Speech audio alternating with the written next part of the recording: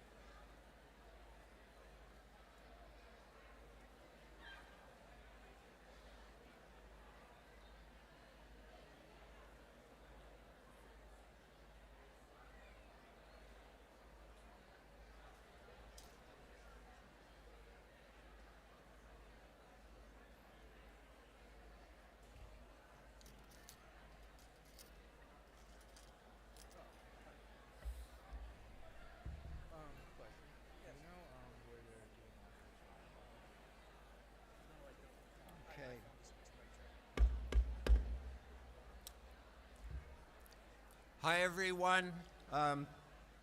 Welcome, students, faculty, staff, families, friends, baseball statisticians, everyone, to our commencement exercises of Connecticut State Community College, Middlesex. So, the exercises are now in session. Please stand and remain during the processional. Thank you.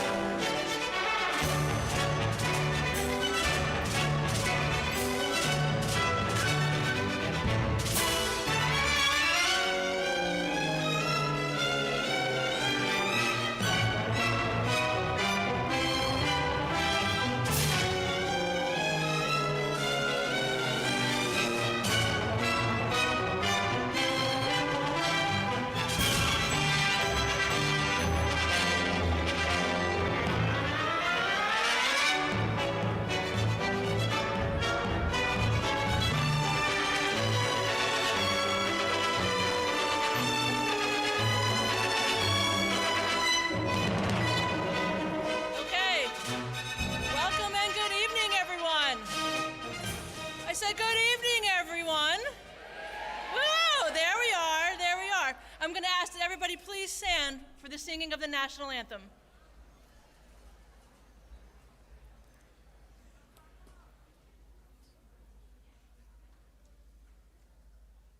Oh, say, can you see by the dawn's early light what so proudly we hailed at the twilight's last gleaming, whose broad stripes and bright stars through the perilous fight o'er the ramparts we watched were so gallantly streaming, and the rockets red clear, the bombs bursting in air, gave proof through the night that our flag was still there. Oh, say, does that star-spangled banner yet wave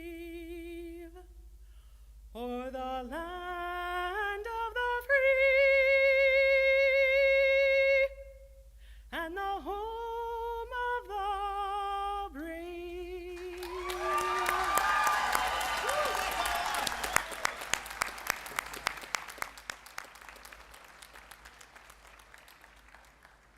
You may be seated.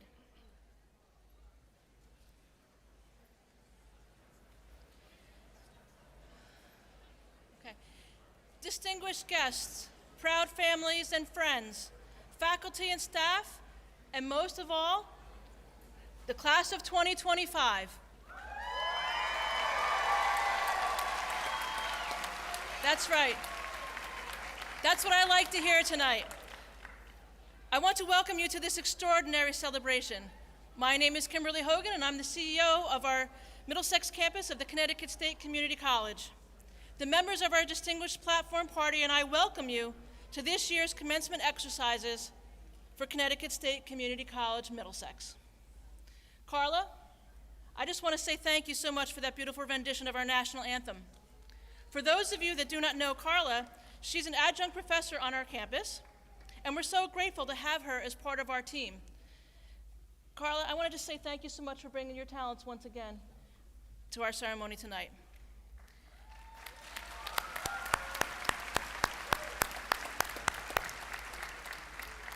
Okay. My personal thanks are extended to President Toro and the full Central Connecticut State University team for hosting us here tonight. For those of you that are tuning in from home, I want to say welcome to our audience. And thank you to our Center for New Media staff for providing today's coverage.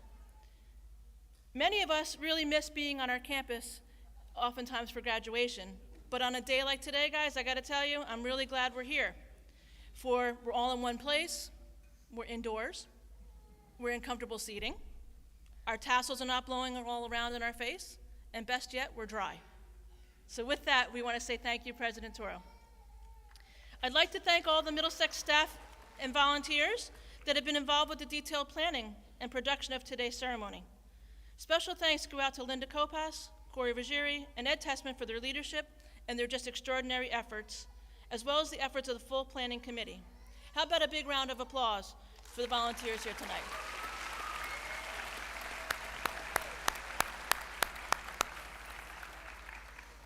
Once again, it feels great to be back in our academic regalia with all the pomp and circumstance of this event.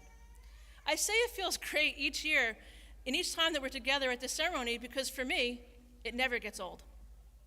Being here to celebrate our students, and Dr. Maduco, I want to know, can you feel the pride in this room tonight?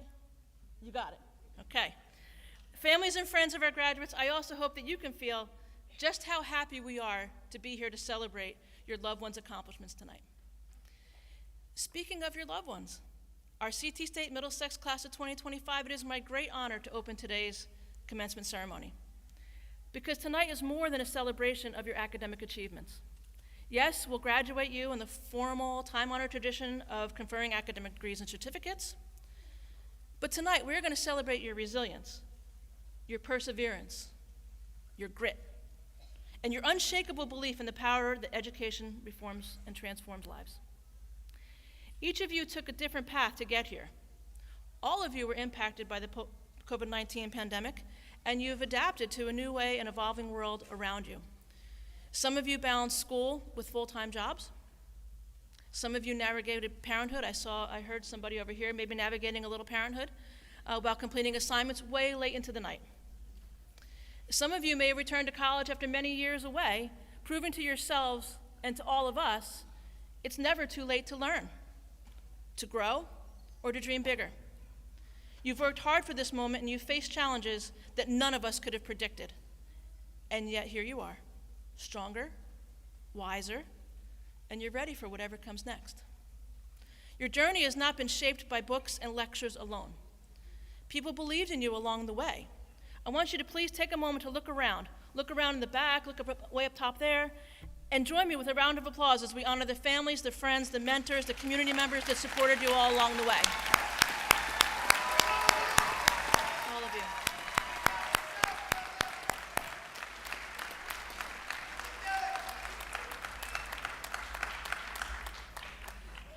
Before we honor your accomplishments, I'd like to take a moment for me to speak to the backbone of our campus. It's our faculty and our staff. To our dedicated educators, our advisors, our support professionals, and administrators who have guided our students with your unwavering commitment, especially through a time of immense transformation. I extend my deepest appreciation and gratitude. In this second year of our newly formed Connecticut State Community College, we've asked a great deal of every one of you. You have embraced change, adapted to new processes. You've learned more acronyms than anyone should ever have memorized in a year. You've rolled up your sleeves, you dug in, and you worked hard. Through it all, you have retained focus on what matters most, our students. Amid all of the change, you never lost sight of your calling, to teach, to serve, to support, and to care. That is the heartbeat of our campus, and I thank you. Each year, we share interesting facts about the graduating class. So here's some fun facts about your class. We are celebrating 314 graduates tonight with 405 degrees and certificates that will be awarded. Our youngest graduate is 16. 16. Yep, and the oldest?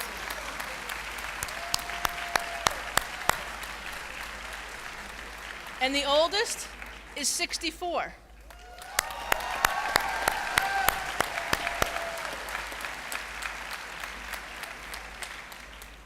58% of you are under 24 or under. Here's a good one. Our most persistent student started 35 years ago in 1990. Some of you might not have even been born. That's a round of applause. 35 years. We have 2 sets of siblings that are graduating tonight. 163 of you are the first generation in your family to earn a college degree. That's 57% of this graduating class. 57%. Additionally, the Center for Prison Education is a unique partnership amongst CTState Middlesex, Wesleyan University, and the Department of Correction. There you go. There are 7 members of your class that will receive their associate's degree while being incarcerated.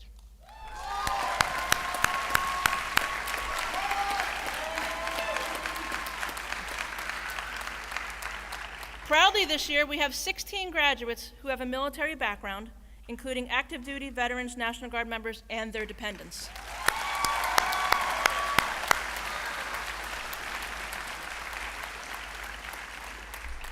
We salute those graduates who are veterans or who are currently in active military service. We also honor those graduates who are the first responders and our healthcare workers, caring for those in need within our communities and around the globe. We honor the sacrifices that you and your families have made to defend our country, putting yourselves in harm's way in service to others, working for peace, justice, and freedom at home and throughout the world. At Connecticut State, we believe in opportunity for everyone. We believe in the transformative power of education, and we believe in you. Class of 2025, this is your time. As you cross the stage today, step forward with confidence. You are ready, and the world is awaiting you. So let's go ahead and get this celebration going.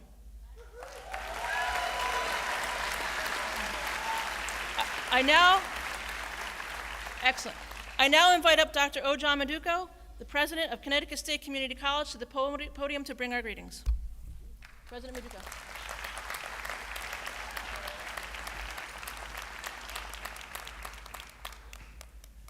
Hey, good evening. How are we doing?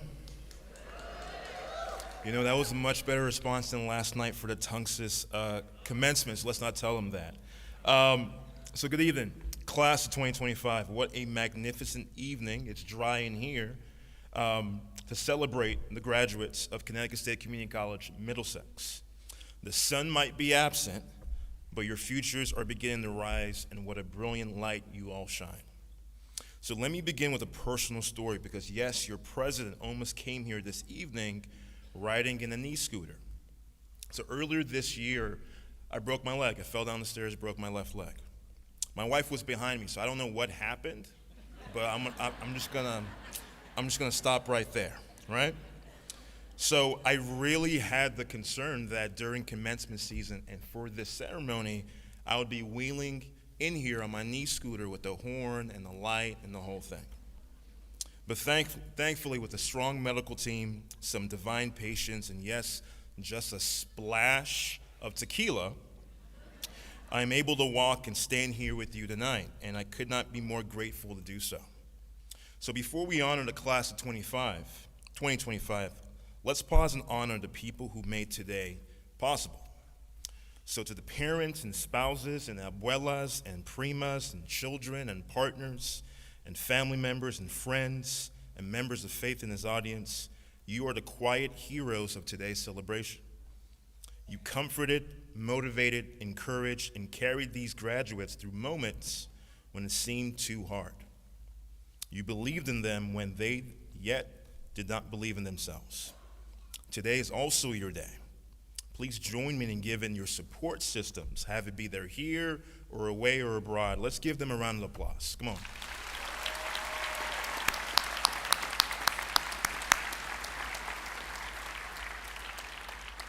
Now to the core of our college, the people who make it all possible, our renowned faculty and esteemed staff. Your brilliance is only matched by your dedication. You are the educators, the mentors, the problem solvers, and champions for every single student. You've challenged our graduates to think deeply, work harder, and dream bigger. And you've challenged me too. Trust me, they challenge me all the time. You've challenged me to fight harder for resources, for stability, and for the kind of environment where our students can thrive. We are not CTState without you, and please join me in recognizing our phenomenal faculty and staff who are all over this arena. Thank you so much for what you do. Now, this is a special segment of my remarks. Now I have the great honor of recognizing a remarkable leader, Miss Kimberly Hogan, the CEO of Connecticut State Community College, Middlesex. Kim has stood at the helm of this campus during some of the most complex years in the history of higher education. From the challenges of COVID-19 to the opportunities and growing pains of the merger, she has led with steady hands and an open heart and fierce determination to ensure that Middlesex, all of it, its students, its staff, its faculty, its community members, feel seen, heard, and supported. Her leadership has empowered not only this campus, but our entire college to think bigger and be better.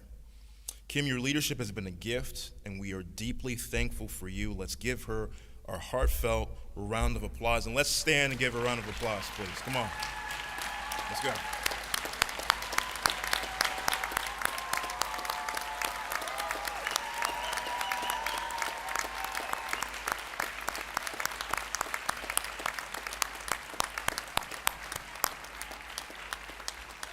Thank you. Now, graduates, you have made it. Let me wait for you to sit down. Don't drop your hats. What you hold today is more than a degree. It's a declaration that despite everything life threw at you, You endured, you excelled, and you emerged transformed. You now carry a permanent credential, but also a priceless truth, that learning is liberation. Connecticut State Community College Middlesex has given you not just an education, but a sense of agency, of power. The knowledge, skills, and self-confidence you've gained here cannot be done or taken away from you. No government, no president, no politician can take this knowledge away from you. And because of that, you now carry responsibility not just to your career, but to your community, your family, and the world around you. You've proven that learning is not just for classrooms or textbooks, it is lifelong learning. One that reshapes your thinking, widens your heart, and expands your sense of what's possible. Education is not just about a career, it's about liberty. And that liberty, that freedom to choose your path and shape your world is a gift. And you've claimed it. As a first-generation Nigerian American, I know what it means to carry the dreams of those who came before you. My parents came to this country in the mid-1970s after the Nigerian Civil War, a war that took the life of many family members. And when it came to the United States, their deepest hopes for my siblings and me wasn't just to become professionals, but that we would never take for granted the freedom that comes from knowledge. That we use education to serve others, to lift our communities, and to fight what's right. That hope lives in you now. Because what this world needs urgently is what you already are. It's problem solvers, caregivers, innovators, and bridge builders. The challenges we face, from economic injustice to global conflict, from political division to environmental crises, can feel overwhelming. But I believe in you, and we believe in you. Your communities don't just need your degrees, they need your hearts. They need your wisdom, they need your compassion, your willingness to lead, and those needs cannot wait. This isn't just about doing well, it's about doing good. So tonight, as we honor your past accomplishments, I challenge you to think about your future impact, not just on your resume, but on the lives you'll touch, the conversations you'll spark, and the hope you'll offer. Graduates of Connecticut State Community College Middlesex, you have already made us proud. So today, we thank you for allowing us, our faculty, our staff, our leaders, to be a part of your journey. It has been a joy and an honor. So congratulations, class of 2025. CTState will never forget you. The world has been waiting for your voice. Thank you.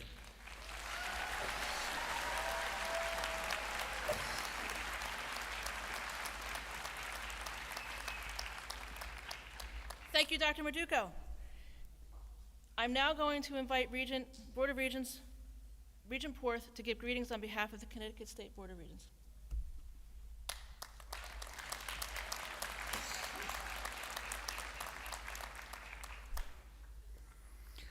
Hello, everyone. It's really, really great to be with you tonight. I'm honored to serve on the Board of Regents for the Connecticut State College and University System, but I'm especially honored to be with you tonight to mark this tremendous occasion and your great progress at Middlesex. On behalf of my fellow Regents, I would like to congratulate each and every one of you, a member of the class of 2025. And we are also grateful, and you'll hear a couple consistent themes here, maybe all night, but this is a good thing. We're also really grateful to the parents, to the families, the friends, your professors, and the staff at Middlesex, and others who have supported the graduates here today in your educational journey. Today's a really big milestone in achieving your higher education goals and your life goals. CSCU and the Board of Regents, we couldn't be more proud of your hard-earned success. I mean that. It's really great to be around such great people on this night. You've worked hard to achieve this milestone, often dealing with really tough challenges to get to where you are. Please take some time tonight and the next few days for a little while to appreciate your accomplishments and to be proud of what you've accomplished. And please, please make sure to show your gratitude to all the people who helped you along the way. We extend our heartfelt congratulations, along with the hope that you'll pursue your dreams, continue to pursue your dreams, whether it's continuing your education in our CSCU system or elsewhere, or in a job or career that you really want to pursue, or something else entirely. Please pursue those dreams with the same dedication and perseverance that brought you to this day of success and celebration. I also want to give special recognition to our faculty and our staff who helped you at Middlesex. Their expertise, their dedication have contributed to the quality of your educational experience. Make no mistake about that. So to all our faculty and staff here at Middlesex, but also across the system, we say thank you. Thank you so much for your good work. I'm going to finish with 3 quick pieces of advice. And again, you sort of heard this from John, and you'll hear it from others maybe as well. But first, here's number 1. It's important to set your goals for life, but don't assume that you already know what your final destination will be. Really, I say this from personal experience, or exactly how you're going to get there. Most people don't achieve their goals moving in a straight line. We don't. Most of us, we have to zig and zag along the way. But when you're doing that, show what you've shown already to get here today. Your resilience and your courage and your willingness to take on new challenges. The second piece of advice, I think you already know this because you're here tonight. Living your best life means taking on challenges and persevering through tough times. And I'm sure you experienced some of those over the last few years. Like they say, no pain, no gain. You'll most likely hit roadblocks and hardships along the way, but you have it in yourself to tackle them with courage and resilience. And it's hard work, but it's the most fulfilling and satisfying way to live your life. And here comes number 3. Third piece of advice, stay grateful.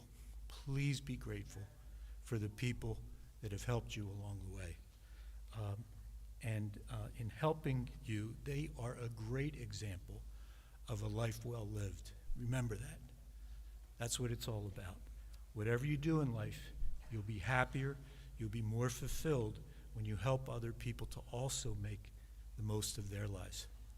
We're here to celebrate that tonight too. If you can stay grateful, if you can pay it forward by supporting your family, your friends, your neighbors, people you come in contact with, if you help them to make a good life, you're going to go a long way toward boosting your own happiness and your own fulfillment. It won't be easy, but your achievement that we are celebrating today shows how great that can be, and I think you're equal to the challenge. Finally, I want to say to all of you in the class of 2025, Connecticut's going to be in good shape for the years to come, with good, smart, hardworking people like you leading the way. We're lucky to have you, and I sure am proud to help you celebrate this occasion. We offer all of you our sincere gratitude and our congratulations. Good luck, everyone.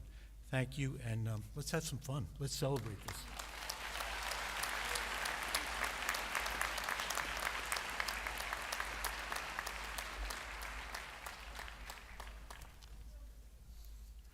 Good evening. I am Dr. Sarah Hansen, Associate Dean of Student Affairs, and I have the distinct pleasure of introducing our student speaker. So Kelsey Pringle, can you make your way to the stage?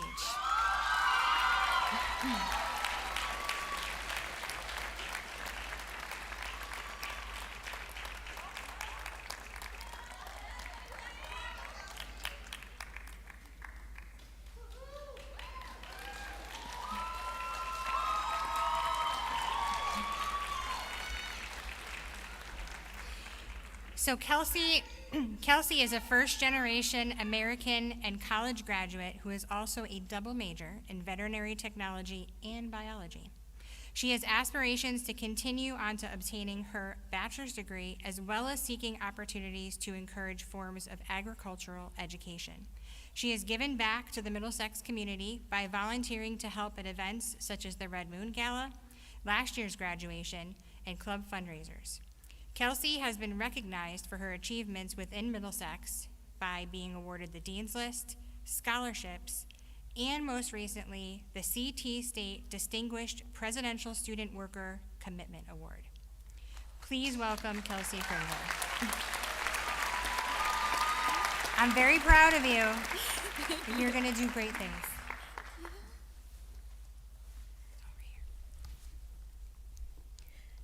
Good evening, graduates, faculty and staff, friends and family. As I stand here in this moment, I find myself asking the question, how did I get here? I'm not the most talented, and I don't have a 4.0 GPA, but what I do have is a community, relationships with good people, and most importantly, motivation. I would say that motivation is one of the most important traits for a college student to have. To get up in the morning and go to those early classes, to do those assignments, and study for those exams, to resiliently adapt and maneuver through difficulty. When I first became involved in an academic community, I was a freshman in high school. Looking for ways to be progressive academically and keep my time occupied. After all, I had twin nephews at home I wanted to avoid watching. I knew I wanted to fulfill a career in veterinary medicine, so I was in an agricultural program, and I used that to fill my spare time with multiple FFA competitions and responsibilities. I found other students with both different and similar interests to mine. Incredible teachers and mentors. I made great friends.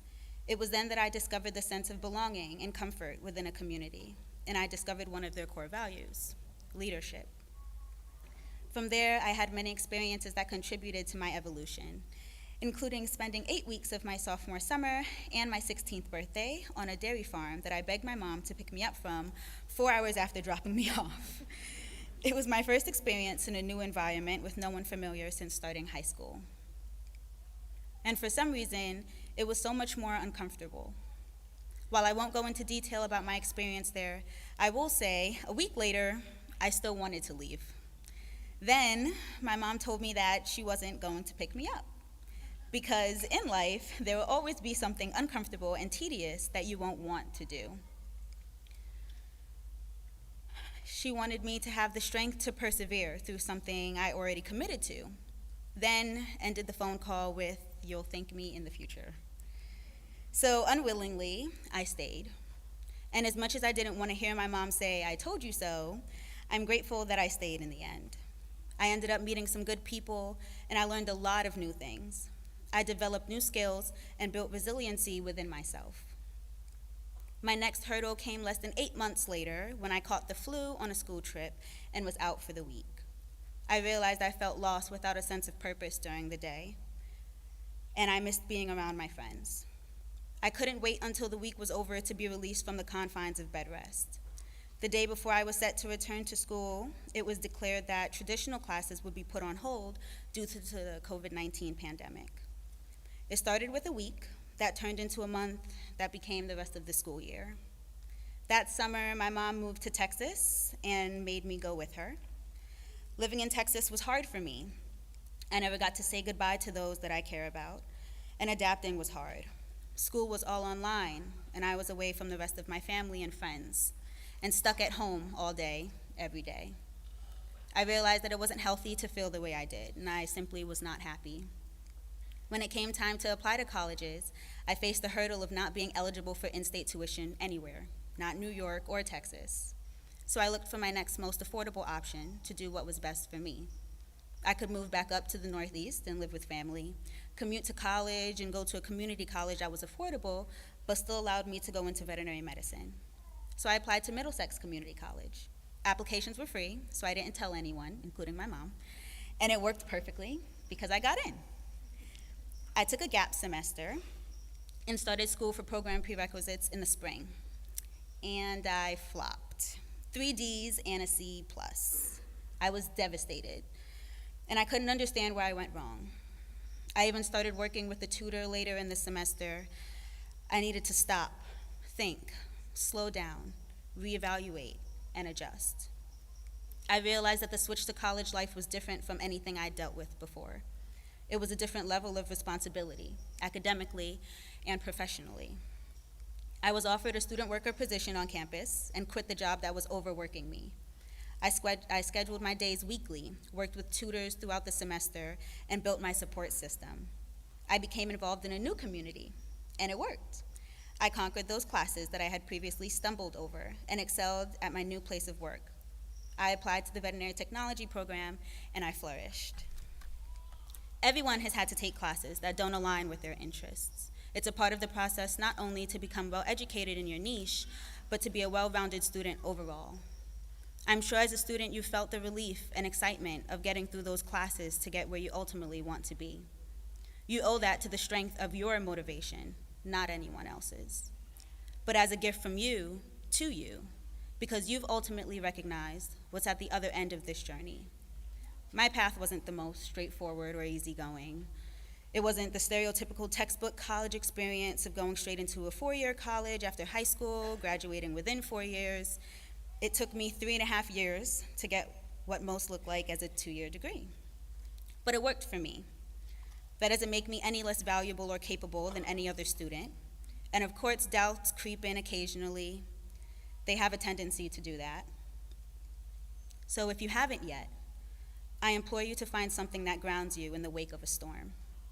Something healthy that brings you peace. Your adventure doesn't end here, and neither will your challenges. For me, hiking, meditation, and poetry have been powerful tools.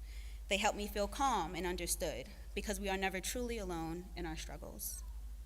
I'm happy to be a first-generation American from a Jamaican migrant family, and I'm ecstatic to be a first-generation college graduate. I grew up watching my family, but especially my mother, work hard to get as close as possible to giving my sister and I the life she wanted for us. I watched my sister remain strong and adapt in the face of adversity, and I learned from others' strengths as well as their weaknesses. Of course, family, friends, and community shape us, but ultimately the reason you're here today is because of you. No one else could have done this for you. You did the work. You embraced the good and pushed through the hard moments. The fear, anxiety, stress, and exhaustion.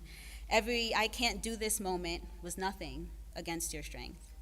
Class of 2025, you are uniquely independent. You are intellectual. You are motivated. And above all, you are capable. Do not let anyone take that from you. Thank you.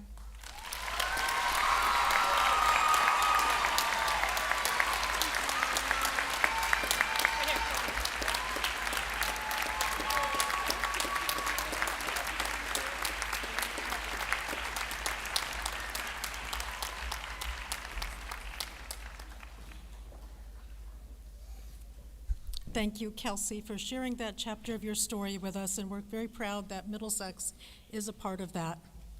Good evening, everyone. I am Dr. Donna Bontatibus, Dean of Students and Faculty. It is a pleasure for me to introduce the Class 2025 Commencement poet, Sasha Zipf. Sasha is a lifelong resident of Middletown, having accomplished pre-K through 12th grade in Middletown Public Schools, and now receiving a degree from Connecticut State Middlesex this evening. She is an active volunteer and member of Shiloh Church, Christian Church located here in Middletown, or in Middletown, not in Meriden. Or New Britain. She helps in the children's ministry and with the church tech team.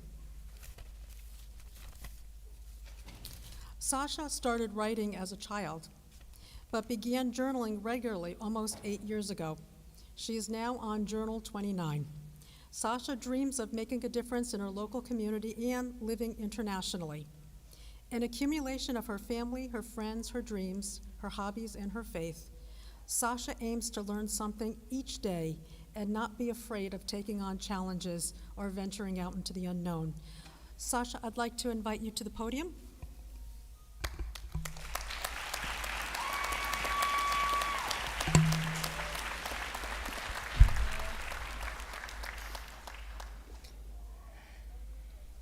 Learning from conversation. Every time we meet, you end up so far ahead of me, with so much time and so much grace. I secretly want to say it all, how you've disappointed me. I am learning you hold all the cards, and I don't remember voting on that. In animation, there are frames of characters that get left behind, then fade because of how fast in time they move. It's called the after image. You move so fast that I can never see the real you, only the after image, the frames of you that get left behind, the frames of my circumstances, my current season, my current faith. The cards I hold right now. The frames I see of you staring me down, trying to get my attention. You try conversation. I say nothing. You claim you have mysteries, secrets, surprises, time yet to be known, grace yet to be revealed. You tell me you have it all planned out for me. Yet you don't tell me what happens in this time you hold. I am disappointed. I remind you I don't actually have any ability to know the heavenly version of you. I am only ever able to meet your leftover frames, your after image, your grace, your time left behind, never accurate to what you know. You tell me you've got this summer, this fall, next fall, this time, next time, all under control, but I can't seem to rest. Trusting you right now feels like a stupid decision given all the time you've handed me thus far, everything you once held and placed in front of me. All the times of late nights and early mornings and impossible fights, all the times of rejection, changes, decisions, unexpected and unprepared for. All the times you required me to change, to think harder, to think different. All the times I had to sit, let you pass by, because I can't control you, so I have to learn in time that's okay. I have to learn with faith that's okay. I understand that I don't need to get it because you do, because on this side of heaven, your time is always higher than mine. But how, in this world, am I supposed to rest given I don't know what you know? I haven't met your elaborate plan, and I have no ability to right now. How does faith choose to rest in knowing who you are while having no idea who I am? How do I rest in faith, in time? Trusting what you've given me, what you've shown me is all I need, while still wondering what I'm missing out on. Trial and error, they say, right? Isn't that how I'm supposed to learn? To test if I can trust? It's definitely easier to calm down once you give me the mysteries and the time and the grace. But by then, you've already moved on to holding something else in store for me, apparent grace in disguise. You're always at least a few steps, a few Sundays, a few moments ahead of me. As I take a step back, I will admit what you've given me already has been worth it. The time, the grace, theoretically, presumably. Even with everything that could have, that should have gotten so much worse, you remind me the time has been worth it. You remind me you've been worth it. The grace in disguise has been worth it, worth the weight and the turmoil and the anticipation. The grace has been worth it, even when I don't see the disguise. The anticipation that tends to be so much worse than the actual surprise. I get so confused and end up so distracted, and that's when you show up to offer me options that I did not actually ask for and never wanted in the first place. You ask me how I see you, how I feel, how I think of you this time. I tell you passively, no. That I don't actually want anything else from you, any time from you. I don't need any grace from you. But then there's more grace. And I daydream about all the great times you've held me together, the times of acceptance and welcome arms, the times the prodigal son returned, the times the delivered was delivered after much anticipation, after much time, showcasing the grace in disguise and how I could just learn to trust you, choose to learn with faith instead of my own trial and error. Because you show me this time you're the one I can truly count on. You show me as you hold my steps, my dreams, my time. You show me, you will teach me patience and gratitude and choice.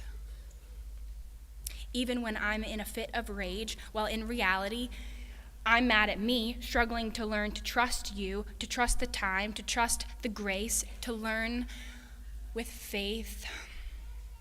Let choices be chosen, and late nights go by, and loved ones move on, and journeys be walked upon, all in time, all with grace. 'Cause even though I might not have met you yet, doesn't mean I don't talk to, or feel for, or learn from my current idea of you, my current time, my current faith. The level of grace I see right now. This time, as I take these next steps, this time I will begin to meet you, and I will learn once again, this time you are worth the wait.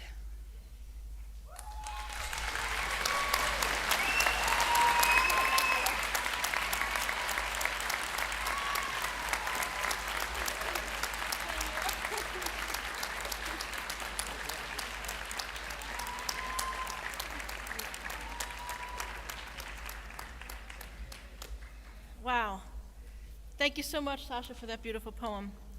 Before we get to our keynote speaker, I have the distinct honor and pleasure of presenting the Emeritus status onto a faculty member and one staff member that have announced their retirement this academic year. First, watching in our virtual audience, please welcome Betty Rittinger. Good evening, Betty. And congratulations to you. Ms. Betty Rittinger was nominated to honor her 23 years of service, retiring as a full-time academic associate, science lab supervisor in 2024. Betty ensured that our labs were set up and cleaned up properly for the various lab sections, focusing on safety and environmental concerns. She was a fierce advocate for sustainable principles and taught us students ways to minimize our carbon footprint. Betty was on many standing committees. She worked with Wesleyan University and the City of Middletown to establish our commingling and recycling practices. And she was the advisor of the Environmental Club on campus, as well as tended to our veteran garden, just to mention a few of her activities. Please join me, turn around, and give our best congratulations to Betty by waving as she watches us from Cape Cod. Congratulations, Betty. Okay. Next, I want to ask Professor Steve Krivitsky to come forward. Be careful there, Steve. Okay. Mr. Steve Krivitsky, come on over here, Steve. He's going to retire at the end of this academic year with 40 years of service, teaching mathematics to our students. The nomination letter I received to recommend Steve for emeritus status included several student statements reflecting on how his love and passion for mathematics impacted their lives, making statistics enjoyable. I'm not sure, but how even those that feared math found it to be enjoyable as he uses sports analogies and examples to make it real for them. Throughout his tenure, Steve served on numerous committees, has been the chair of our promotion committee, and your curriculum inputs, Steve, have shaped the campus's academic landscape. He often can be found in our Academic Success Center, providing additional tutoring support. You may have seen him there. He's the advisor of the Student Mathematics Club, as well as the chess club. Professor Kavitsky serves the wider community through his work with Pneumatic and Maticon, organizing the local Middlesex and statewide mathematics contests for years. I've never taken it. He always wants me to take it, and I just keep saying no. Next year. I don't know. Steve, this laurel that I'm going to present to you now is a timeless symbol of honor and achievement. And today, we bestow it to acknowledge your distinguished career and the lasting impact you have made through your scholarship, your mentorship, and your service. Please join me in congratulating you.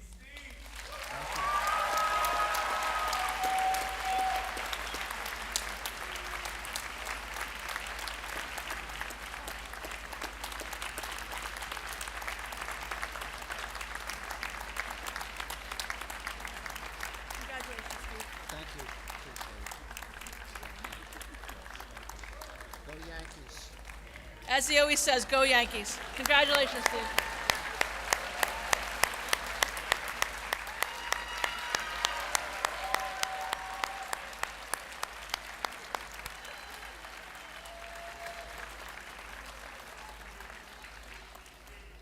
It is now my distinct honor and privilege to introduce you to Middlesex's 2025 commencement speaker, Ms. Lakeisha Hyatt. Lakeisha is a hospital executive, a certified executive coach, a dedicated community servant who believes that effective leadership begins with the heart of service. She currently serves as the CEO of Connecticut's largest publicly funded psychiatric and addiction medicine hospital, and she is the first woman of color to hold this role.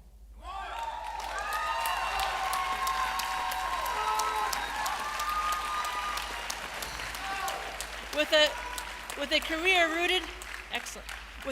rooted in public health care leadership, Lakeisha blends a passion for mental, physical, and spiritual wellness with lasting community impact. She has served as an adjunct professor at both Yale University and the University of Connecticut, and brings grace and humor to sharing her leadership journey, making her a sought-after coach, speaker, and lecturer. A doctoral candidate in public administration, Lakeisha's research focuses on sustaining healthcare professionals in state government through service leadership. She holds a master's degree from Yale University, a bachelor's degree from the University of Connecticut, and is a certified executive coach through the International Coaching Federation and a trained mediator through Quinnipiac University.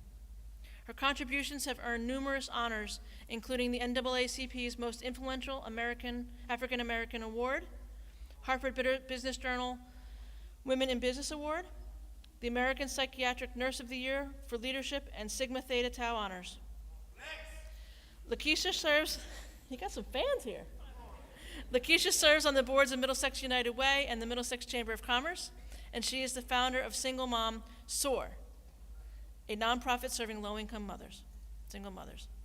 Please be sure to read Lakeisha's full bio that's included in our program booklet. And now, please join me in welcoming Lakeisha Hyatt to the podium as this year's speaker.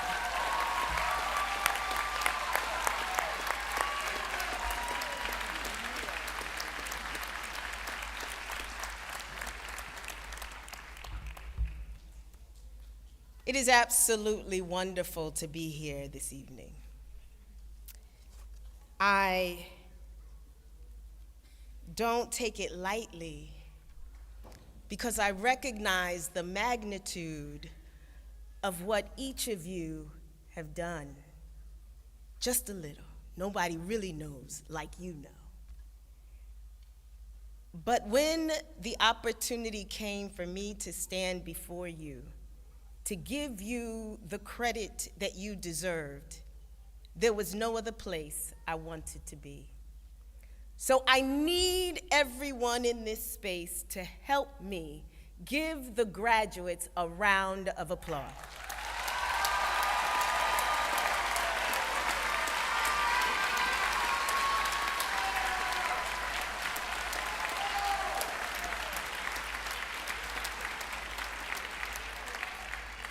Now, in proper protocol, I must honor absolutely Dr. John Maduco, President of Connecticut State Community College, Regent Porth, Board of Regents Representative, and the most amazing Chief Executive Officer, Kim Hogan.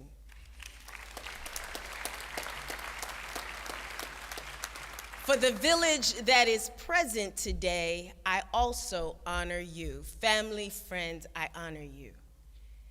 Staff and faculty, thank you for partnering to see fit for these great individuals to accomplish what they've accomplished today. Now, students, thank you for correcting me. Graduates, I would ask you, graduates, to help me give a round of applause to the staff and the faculty of this great college.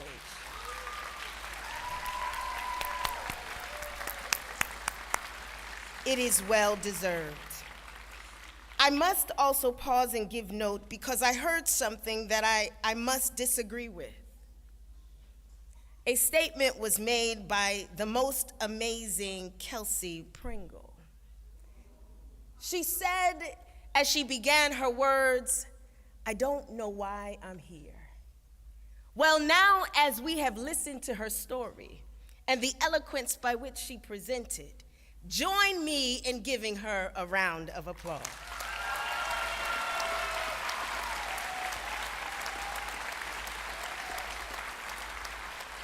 We know why you're here. You know.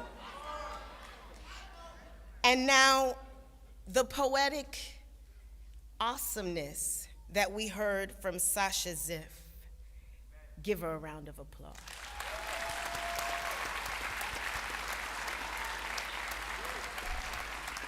Now it's time for me to be about the business of why I have been invited, which is to honor all of the awesomeness so beautifully draped in royal blue.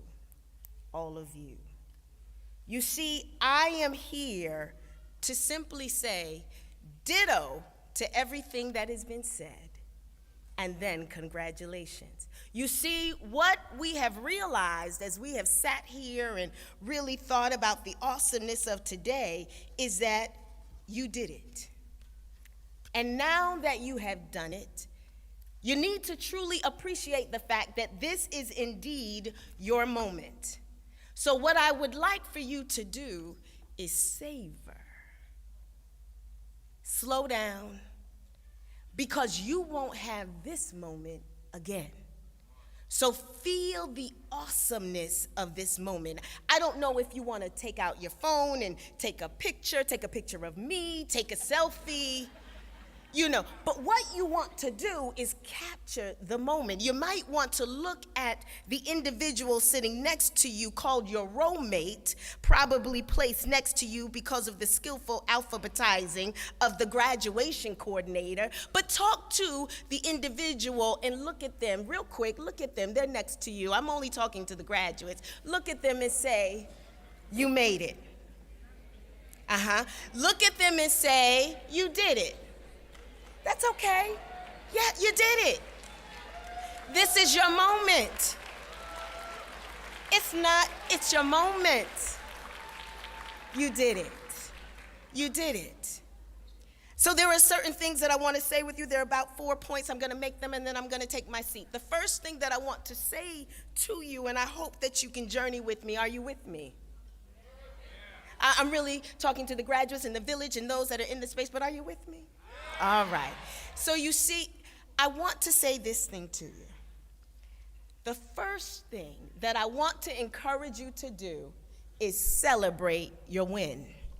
You see, the reason I asked you to really celebrate with the individual next to you is so often we acknowledge an accomplishment, but we stop just shy of embracing the fullness of the success. We become focused on the next best thing, that we rob ourselves of basking in the beauty of the great thing that we're resting in. So the reason I'm asking you to pause for a moment is I want you to celebrate your win. Now, if you're a graduate under the sound of my voice, look at another graduate and say, celebrate your win. There you go. You see, this is your day. Dear graduate of Connecticut State College, Middlesex, this is your moment. Do you see it? Your name is literally in lights. You don't see it? There's confetti that's falling in your favorite color. You see? And finally, there is a piece of paper that's about to be handed to you with your name on it, just in case you didn't know that there is a win to be celebrated. Celebrate your win. Huh? I'm just saying. Pop your collar, because it's your moment. Celebrate your win. You did it. For the next few minutes, wrap yourself in the feeling of gratification, using it as a fueling station. This point that you have longed for, called graduation, you're sitting in it. You did it. You applied for entrance, was accepted, and then applied every gift, skill, and ability, maximize your capacity for you to make it to this point right here. You did it. Celebrate your win. Working full-time and part-time multiple times, where did you find the time? But here is your time. Graduates, pat yourself on the back. You did it. You see, I fully appreciate, I know what it's like when it doesn't all add up. The letters on the report card or on the paper on the assignment don't look the way you wanted it to look. You studied long hours, rejoiced because of the A's. You were thankful because beyond words for the B's. You just made it in safe with the C's. And you know what? There was a D and you had to take the class over, but you appreciate the lesson. The bottom line is you made it. Huh? Listen. I just want to do this one thing, and I'm going to be with you just a little bit longer. Indeed, there were naysayers. You remember the naysayers? There were those who asked you, how long is it going to take? Why did you make that decision? Why that school? See, indeed, there were naysayers that studied the art of hateration. You know that? Yeah, they studied, There were occasional doubters with opinions that you didn't ask for. There are those that carried the question of whether the accomplishment was achievable, the goal attainable, the expectation reasonable, the stress withstandable. You know them and those that I speak. Their faces are popping in your mind right now. Their names are watermarked with the word hateration on it. Their social media page just popped up in your mind, mentally blocked. But to their dismay, you just popped your collar and said, I made it.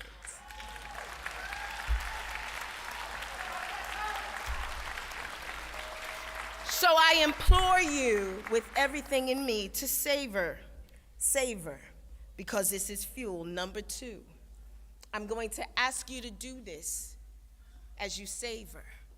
I want you to dream big. Nope, you don't understand. Dream crazy big.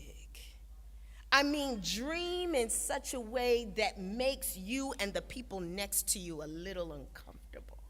Dream crazy big. Where do you go from here? Well, I have no idea where you're going, but wherever you go, challenge the world around you, and most importantly, challenge you.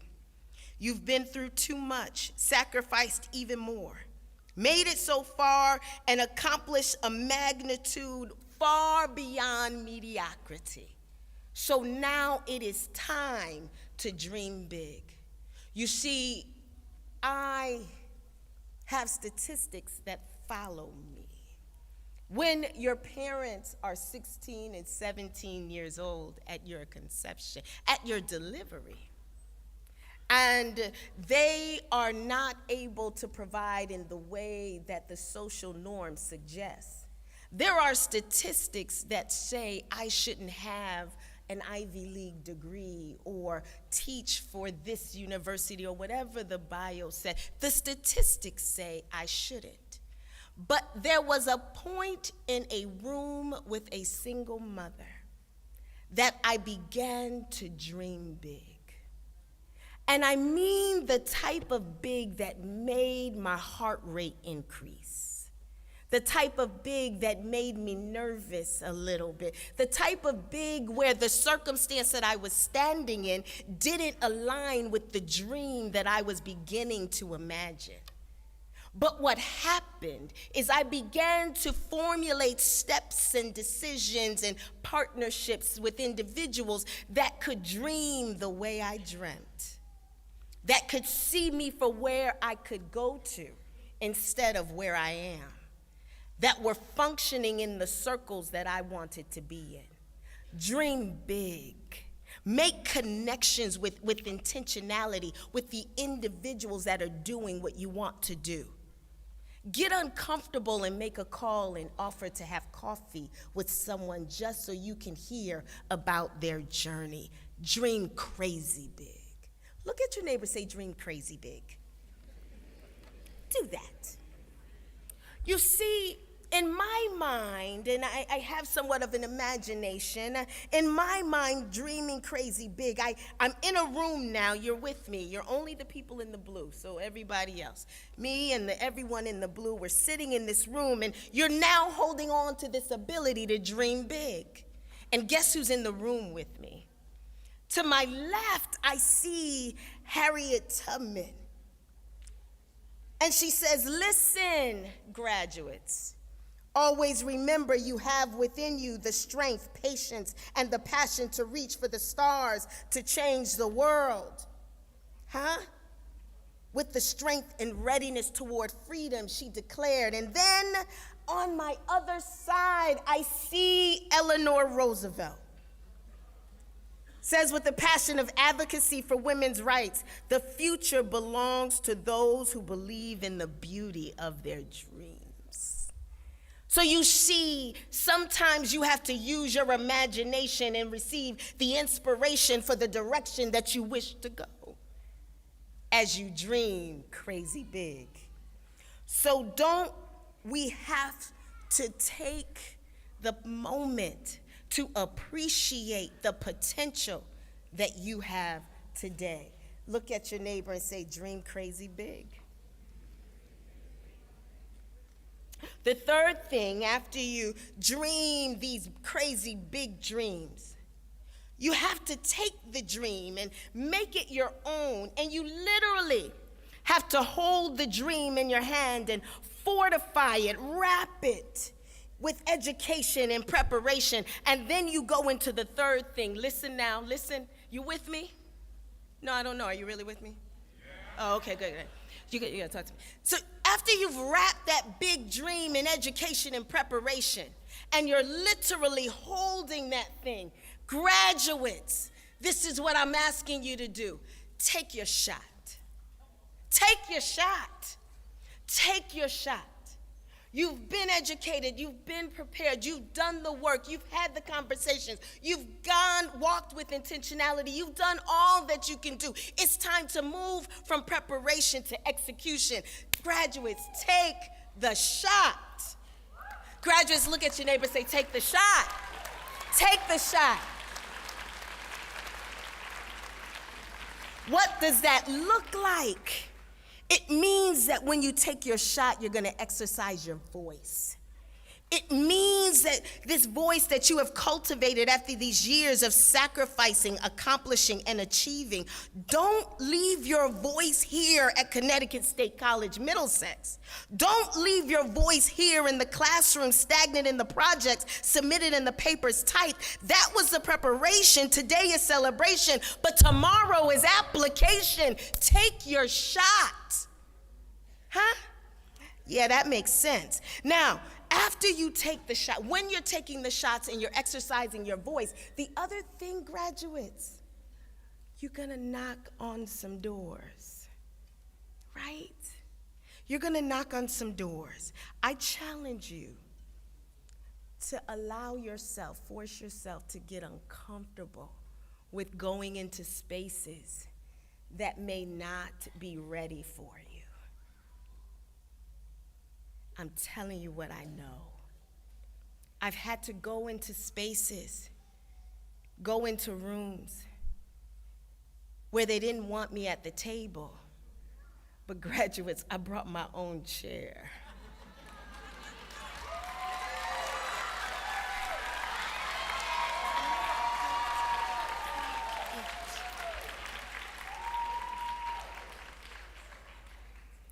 and sometimes you build your own table. Preparation, education, take your shot. Show up into the space prepared and unapologetically ready, and not in a state of shrinkage. Ready because you've prepared. Ready because you have done the work. And now it's time to execute. Graduates, take your shot. Take your shot. Denzel Washington, he said, "Do not confuse movement with progress. Just because you are doing a lot does not mean you are getting a lot done." What am I saying? Make sure that you are meeting the mark when you take the shot. The speaker prior to me says, after doing all that was done, there was a point of assess and reassess. She said she had gotten all the grades that she did not expect to receive. And there comes a point where you have to assess, reassess, realign, and then get back on the move. Take the shot. Take the shot and ensure that you're executing. And fourth and final, listen to me. After you celebrate your win, you dream crazy big, graduates, you take your shot. This is what I'm going to ask you to do with all that you can. Protect your peace. I mean, shield it. With intentionality, pay attention to who you allow to be close to you. What is your mechanism for refueling? Because graduates, an empty cup can't pour. So it means with intentionality, you must look at who you are aligning with. And is there a give and a take? Is there a mutual service? And when you are serving, make time for service. And when it is time to refuel, make time to refuel. Because as I just said, an empty cup can't pour. Protect your peace. I'm going to share this with you because the protecting of my peace, I had to learn through my mistakes. You remember they shared with you that I was the CEO of Connecticut Valley Hospital, and I'm working, and I'm almost done. I'm sitting at my desk, and it's a good day. I have celebrated my win. I have dreamt big. I mean, we are meeting all of the standards. We're executing. Things are going the way I want it to go in that moment. And all of a sudden, sitting in this beautiful office, I began to feel a heaviness in my chest. There was nothing alarming or stressful happening at all, but a heaviness in my chest that began to slow down my left arm, that flowed down my left arm. My head began to hurt and was lightheaded. And I really knew I needed to ask for help. I called for my assistant, and she comes and she runs. Her face was more scarier than what I was feeling. She looks at me, she runs out, she calls for help. The EMS, I'm in the ambulance at the hospital that I serve. I have to go to Middlesex Hospital. I'm in the ambulance, and they think that I'm having a heart attack. Now I'm of a certain age. Yeah. I just look really good, but I'm of a certain age. And so they were really concerned that I was having a heart attack. They run every test, Middlesex Hospital, amazing. They run every test. Finally, the doctor, she sits down and she says, "Lakeisha, we don't see that there's anything wrong with your heart. There's nothing physiologically wrong." She said, "Lakeisha, it's stress." I had every symptom of a heart attack, but it was stress. You see, with the dreaming big and the celebrating your win and taking your shot, there is a protecting of the peace that is imperative so that you can preserve the point and the passion that you are setting out to do. You must protect your peace. Do what it is that you do to refuel, to recharge. I had to call my therapist, change how I perceive the work, slow down a little bit. Your mechanism is your mechanism, but it's an essential part of the puzzle. So graduates, I'm done. I'm just imploring you, asking you with everything I have. First of all, you're absolutely amazing. But in this season, if you don't get anything else, celebrate your win, dream crazy big, take your shot, and protect your peace. I thank you. Give yourselves a round of applause.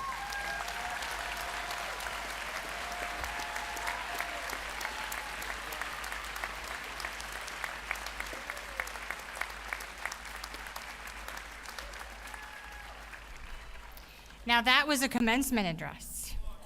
One more time. Thank you so much.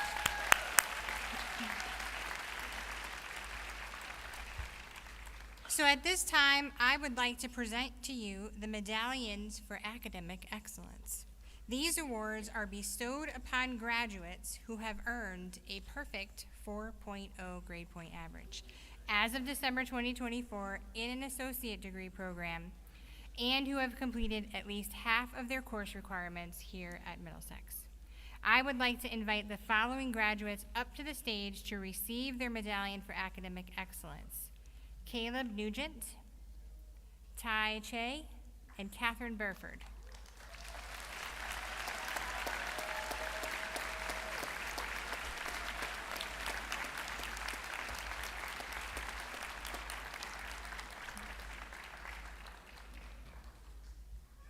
While you guys are making your way to the stage, you can stand right here while I introduce each of you. Caleb Nugent is graduating from CTState Middlesex with a degree in General Studies and is planning to continue his education this fall at Southern Connecticut State University. During the summers, you'll find Caleb enjoying the outdoors as the camp director for a scout camp in Rhode Island, educating scouts and staff to become better leaders and role models for each other. With his experience in leadership and education in the outdoors, Caleb will be continuing to pursue a bachelor's degree in Parks and Recreation Management with a focus in youth development and leadership at Southern. He's thankful for his family, his mother Kate, his father Ed, and his sister Abby for supporting him and loving him throughout this journey, and he is excited to continue to excel in the future. Congratulations, Caleb.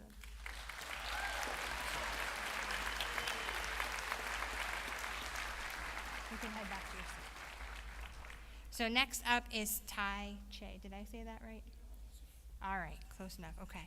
So Tai is a military veteran and an assistant state's attorney in the District of New Britain. He has a bachelor's degree in history from UCLA, a master's degree from the National Defense University, and a law degree from Quinnipiac University. He decided to pursue an associate's degree in criminal justice from CTState Middlesex to enhance his education and better understand the field that he currently works in. Congratulations.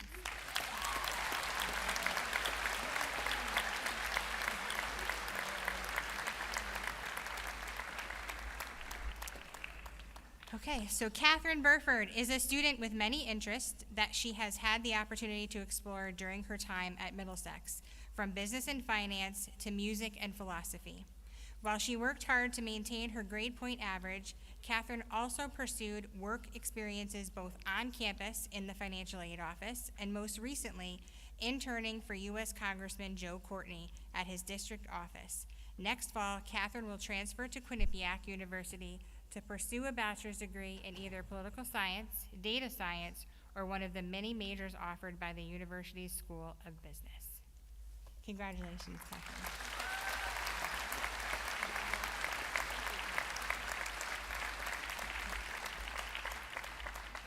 I would now like to invite Ken Innocenzi to the podium to present the Pritchett Taylor Awards.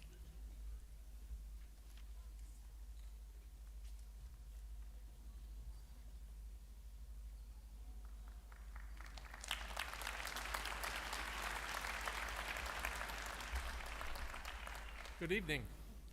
I'm Ken Innocenzi, the current board chair at the MXCC Foundation.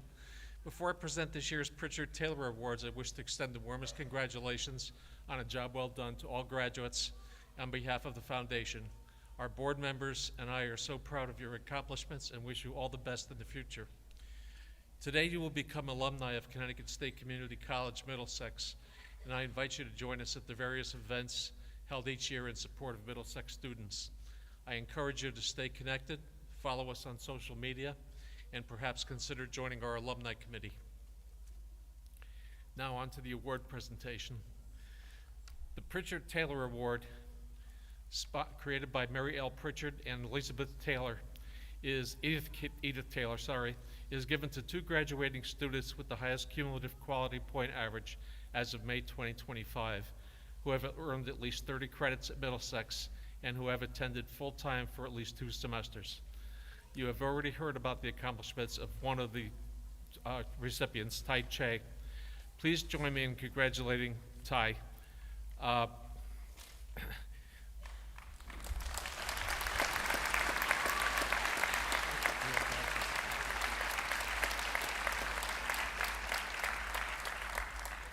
second award recipient, Laura Palmisano, is not able to join us this evening.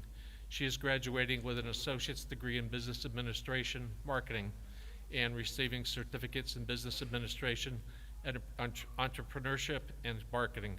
Congratulations, Laura. Thank you.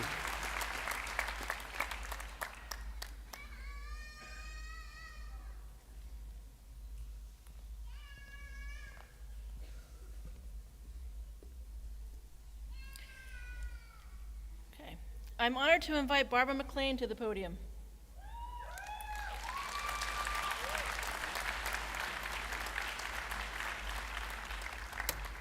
Barbara McLean is a best-selling author, a professional photographer, a recovery support specialist, and a board president for the Connecticut Community for Addiction Recovery. With more than 20 years of experience in the mental health and addiction recovery field, she has turned her 21-year journey of long-term recovery into a life purpose, service, and inspiration. She is the founder of I Am Woman Too, a nonprofit organization celebrating its 6th year of empowering women through storytelling and photography, and the creator of Vision to You, a mobile vision board company that helps individuals tap into purpose through creative expression. If you would, please read Barbara's complete bio in your commencement program. Regent Porth, will you please join us at the podium for the conferral of Barbara's honorary degree, an associate in science?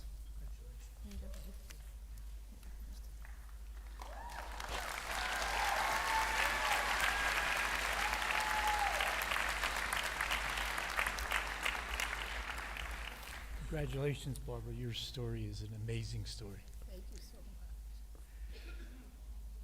By virtue of the authority vested in me, the Connecticut Board of Regents for Higher Education concurring, I confer upon you the degree, Barbara McLean, honoris causa, and invest you with all the rights and privileges pertaining thereunto. In token thereof, I hand to you the diploma and direct that you be vested with the hood appropriate to your degree. Congratulations, Barbara.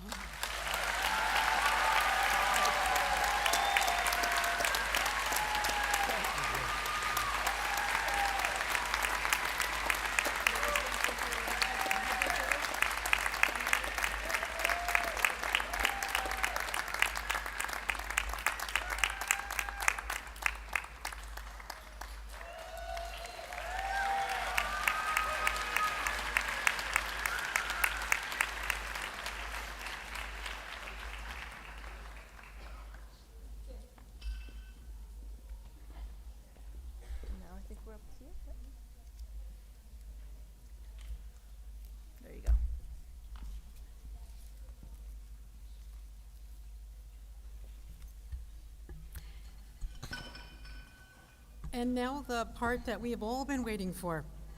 CEO Hogan, I present to you the candidates for certificates and the candidates for the degrees of Associate of Arts, Associate of Applied Science, and Associate of Science. These candidates have completed all the requirements for their degrees and certificates as prescribed by the Board of Regents of Connecticut State Colleges and Universities. Graduate names this evening will be read by Professors Adam Floridia, Norma Rosada Javier, and Professor Asia Shabana. I will announce the different degrees and give you direction as we come forward. First, I would invite Professor Asia Shabana to the podium. Professor Shabana is going to be reading the names of their certificates and the candidates for the Applied Science Associate's degree.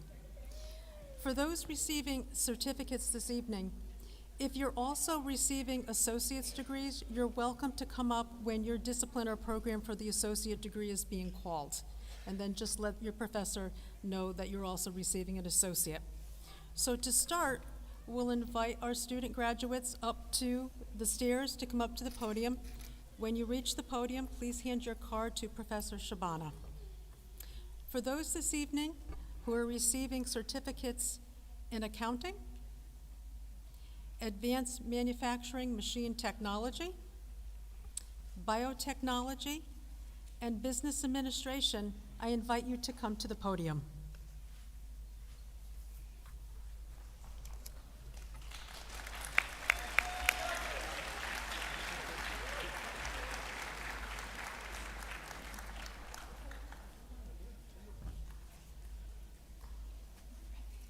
Corey McDowell.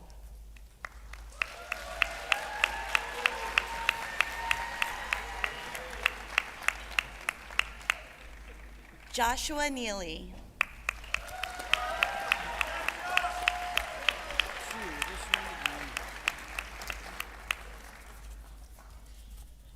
Patrick Richardell.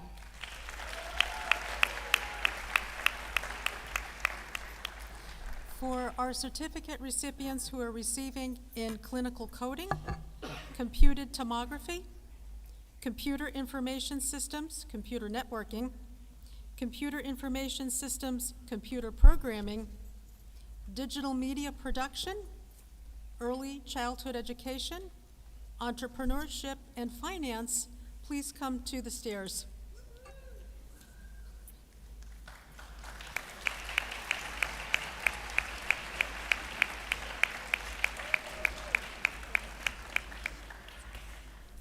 Meredith Waite.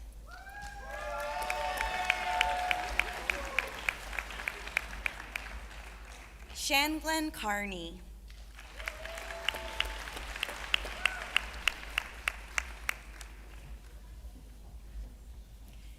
Matt Ryan.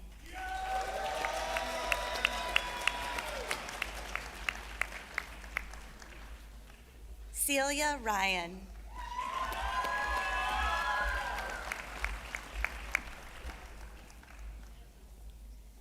Evan Clancy.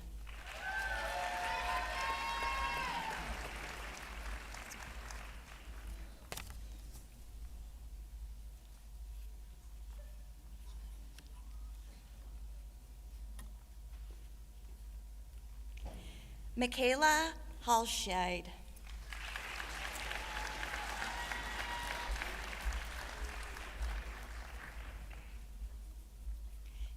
Jada Mullen.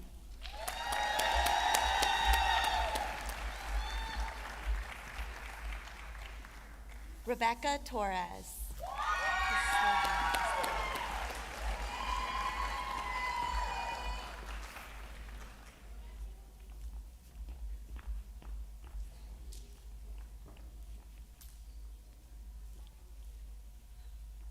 Michael Primo.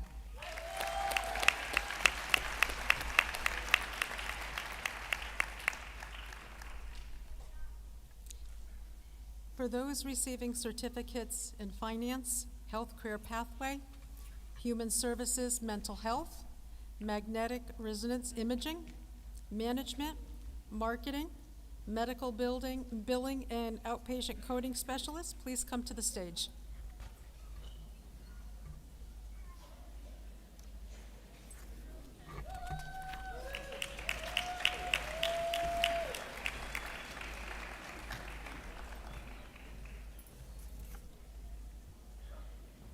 Nori Thomas.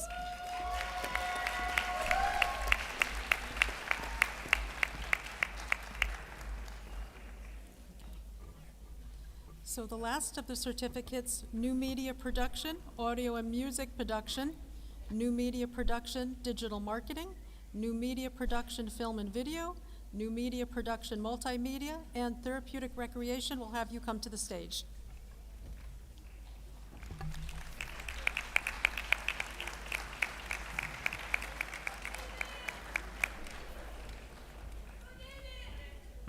David Garbiel.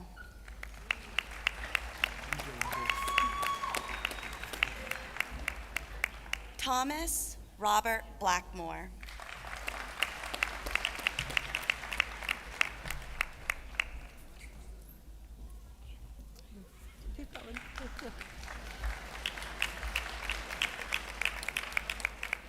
Greg Tanner.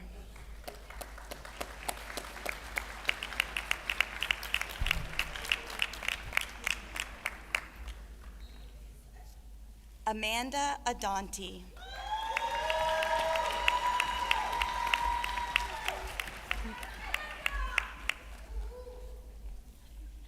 Rachel Boston.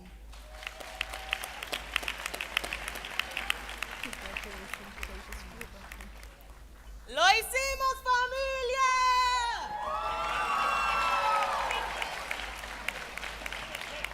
Tyler Nystrom.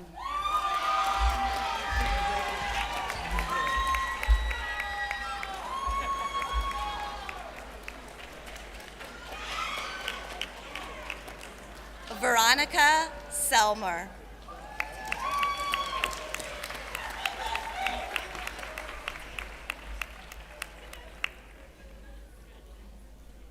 Devani Roman Santiago.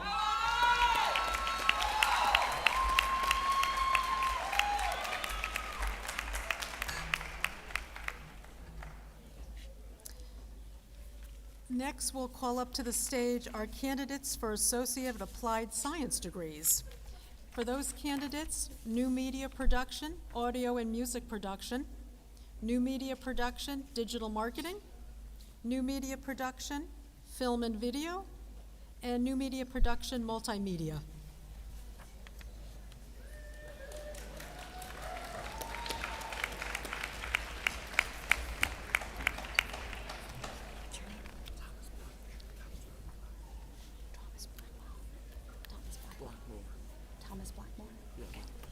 Thomas Blackmore.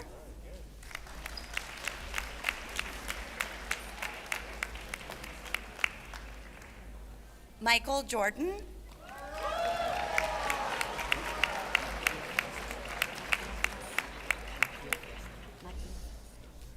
Mattia Fresta.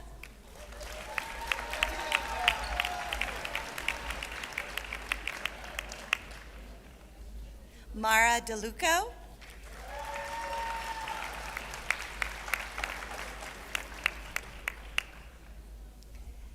Jason Kosick.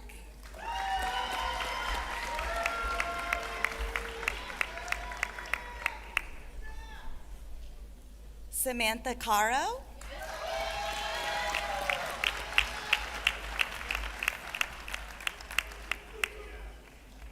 Connor Noel.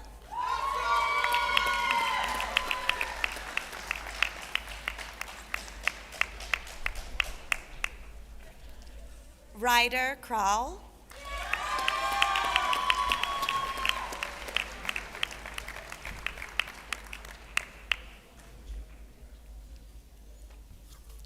Thank you, Professor Shabana. Next, I'd like to call to the podium Professor Adam Floridia to read the candidates for Associate of Arts degrees.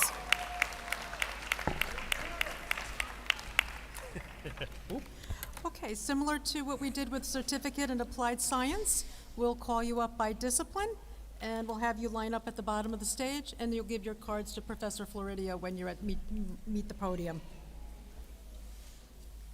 Okay, so first we'd like to call up students receiving Associate Degree of Arts in Art Studies, Biochemistry Studies, and Biology Studies.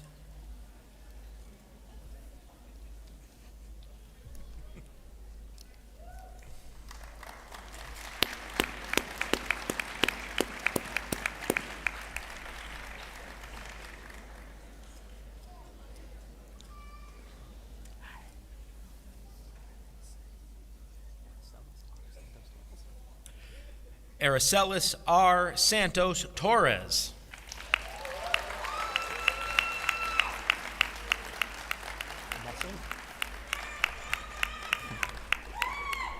Morgan Nessing.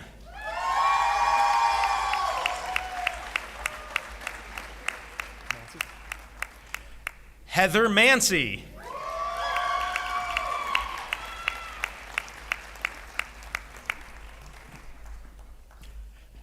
Alessander Garcia.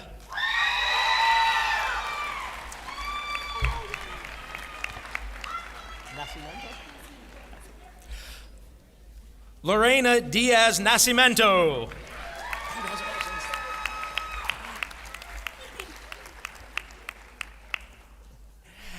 Angelina Perez.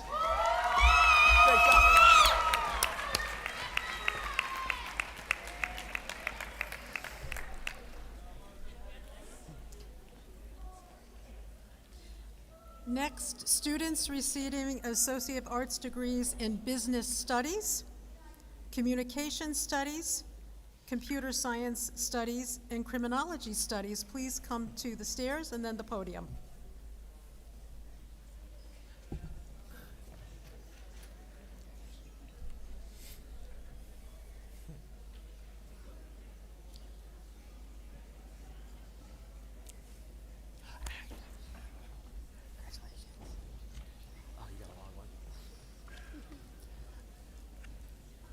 Victorious Murphy Prue.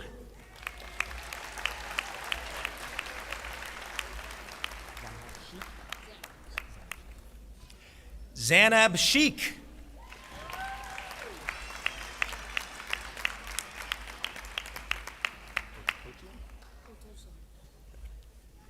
Isabella Otoshin.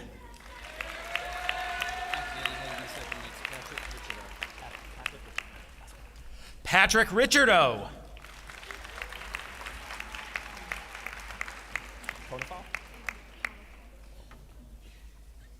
Lauren Marissa Conifal.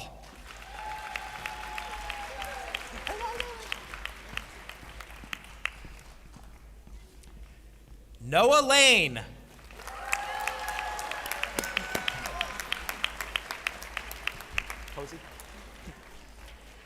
Hannah Cozy.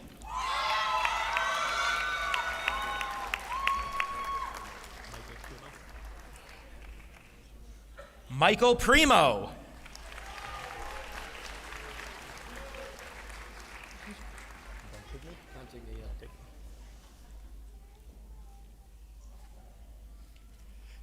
Joshua Dontigny.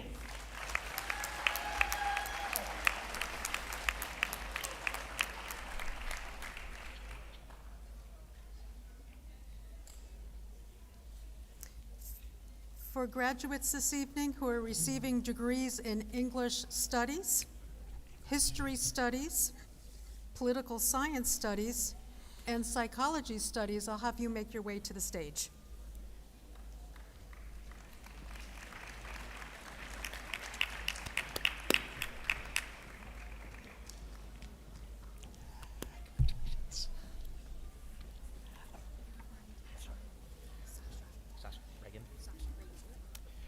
Sasha Reagan Ziff.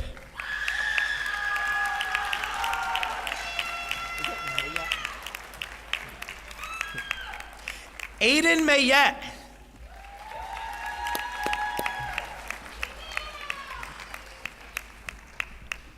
Nija Bond.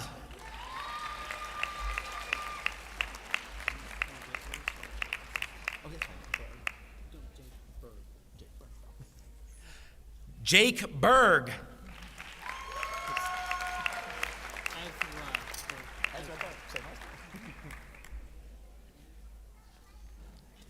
Ezra Berg.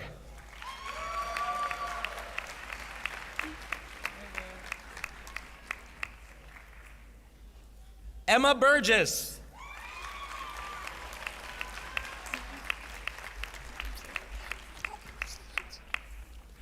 Mark Andrew Gibson.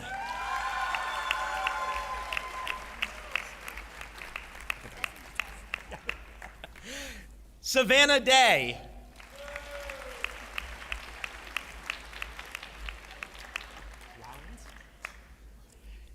Jade Lowndes.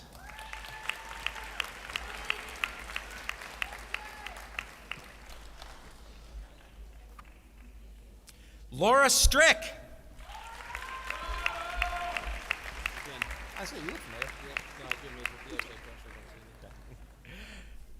Joshua Dontigny.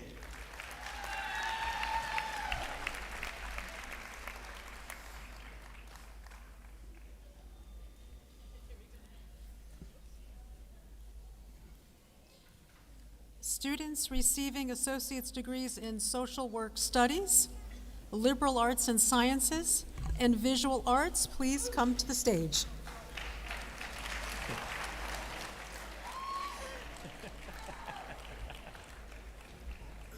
Up here.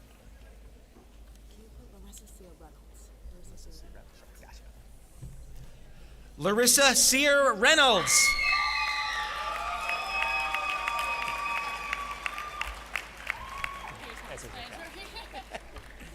Emma Goldsmith.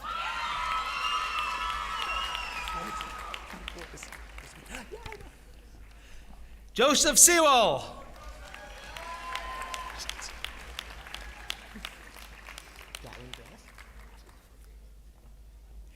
Gatlin Granis.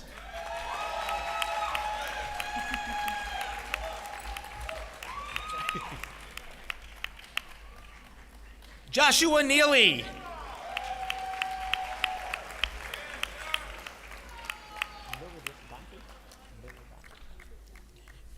L. Milidantri.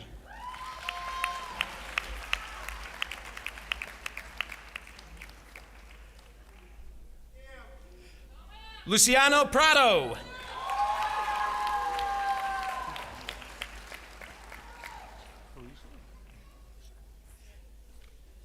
Ryan Peruger.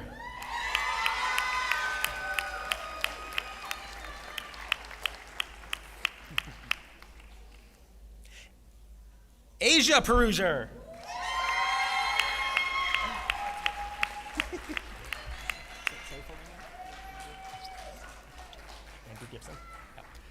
Mark Andrew Gibson.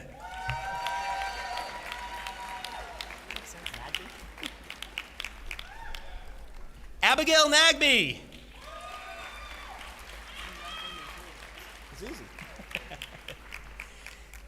And James Nagby.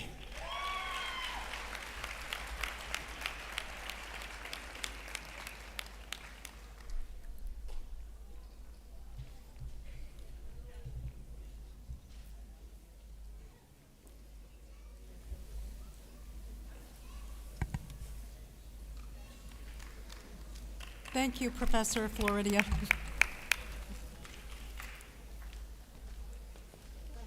I'd like to ask Professor Norma Rosado Javier to the stage podium, please.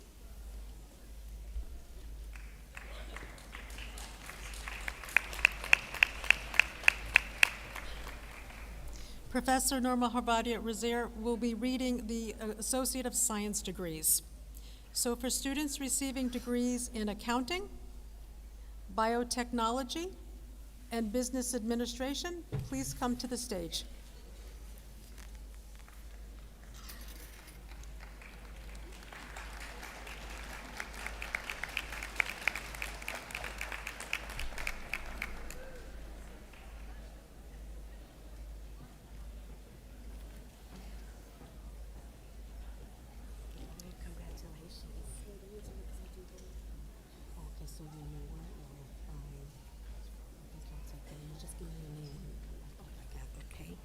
Stephanie Cecil Tresmer.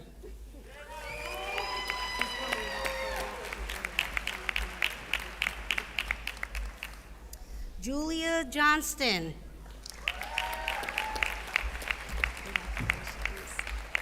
Jalen Aguilar. Lindsay Heald.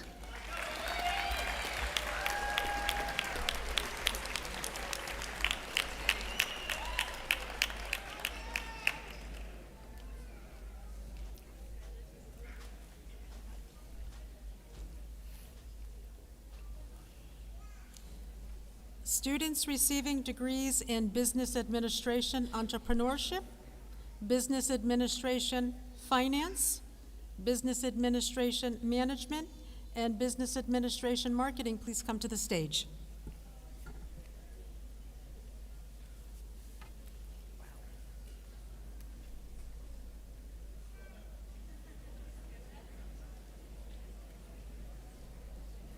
Okay.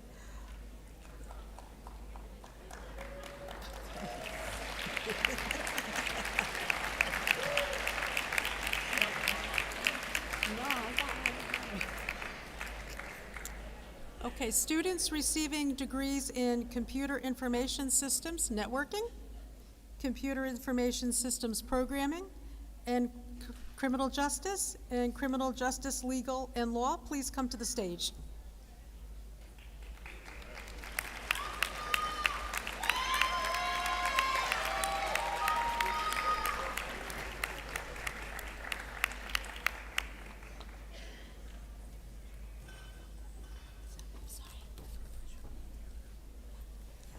Elijah Maldonado.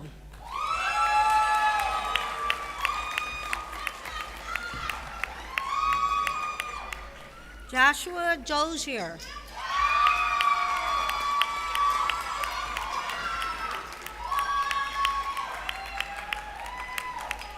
Damon Hill.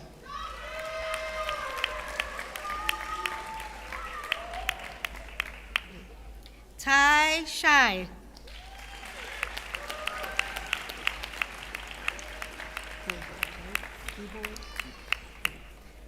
Kyle Giebord.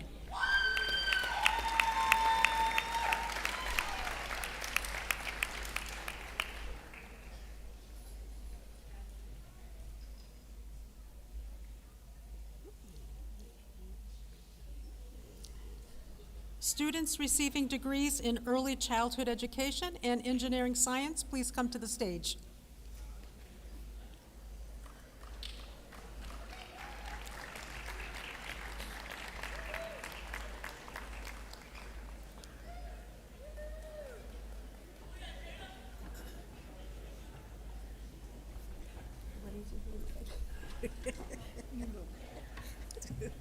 Rebecca Torres.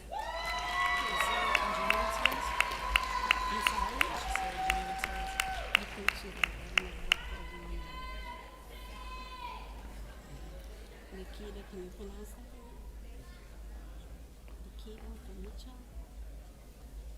Nikita Fremichev.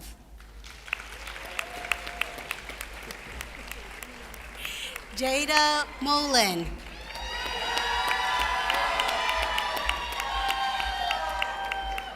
Michaela Haleshill. Oh, wait a minute.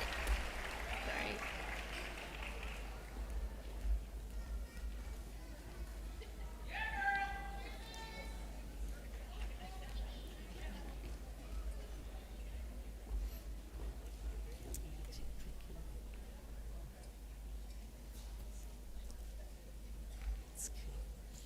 Students receiving degrees in general studies, please come to the stage.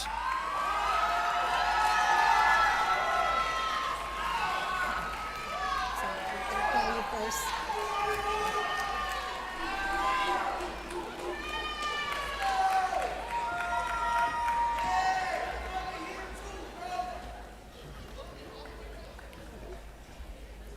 Tammy Robinson.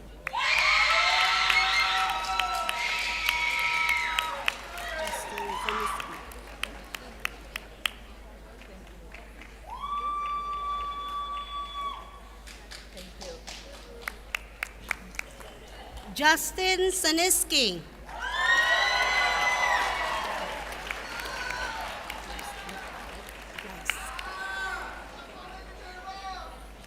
Bryce Lipka.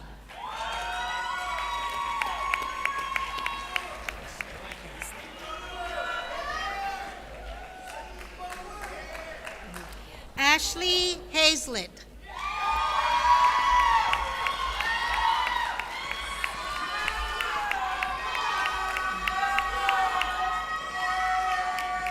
William Ramirez.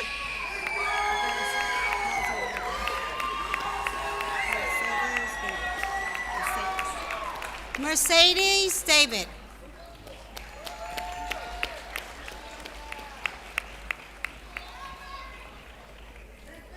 Catherine Burford. Burford? Catherine Burford.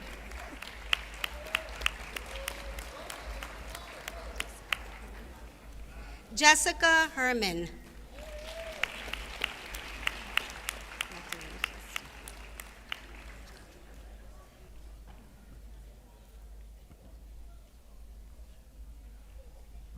Adam Jandrew.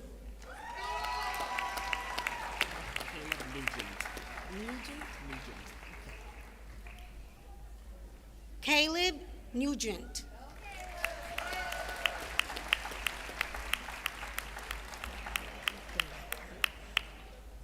Isabella McDavid.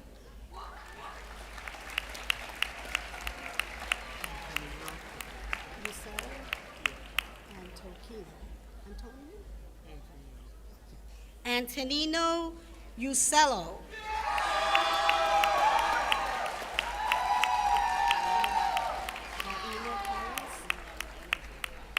Baina Angel Collins.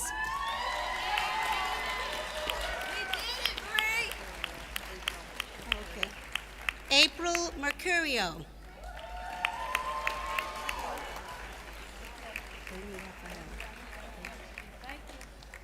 Thanks for everything. Haley Raphael. Thank you. Thank you.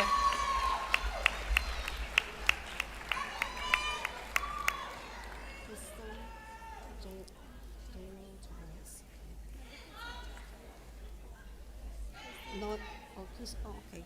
Crystal Jalone.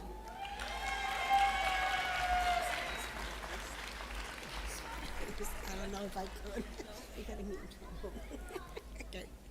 Victoria Ayala.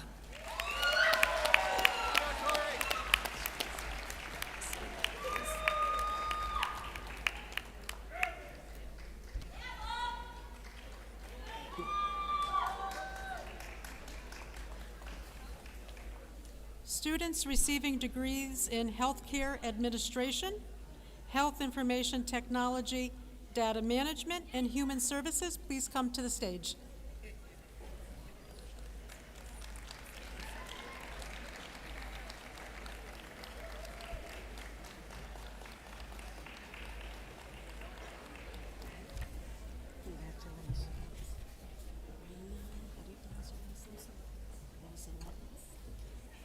Raina Rosalevitz.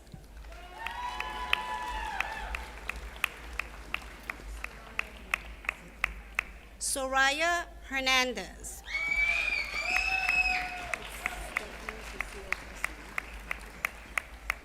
Stephanie Cecile Tesner.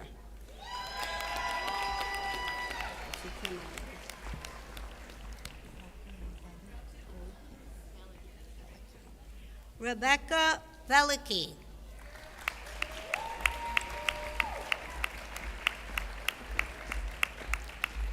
Senya Vasquez.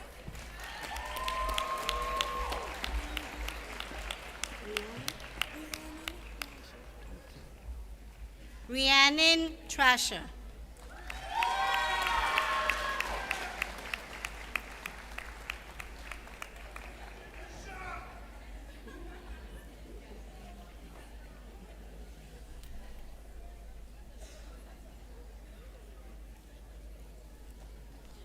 Students receiving an associate's degree in liberal arts and sciences, please come to the stage. Students who are receiving an associate's degree in ophthalmic design and dispensing, please come to the stage.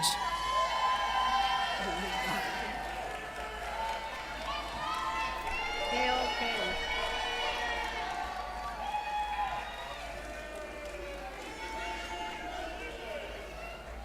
That's nice. There's a whole group of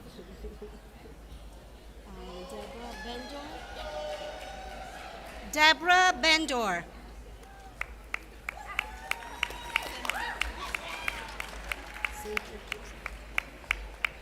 Cynthia Cruz.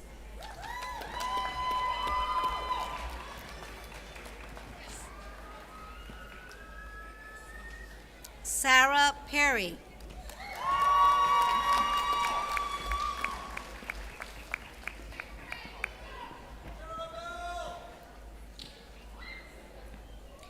Kristen Bass.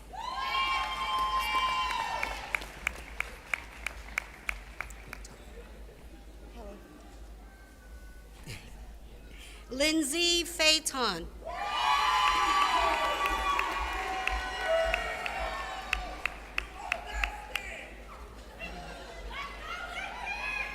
Jason Collazo.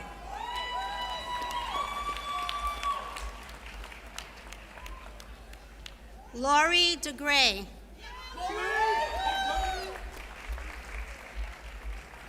You didn't even spell it out. You didn't. Nicole Flanagan.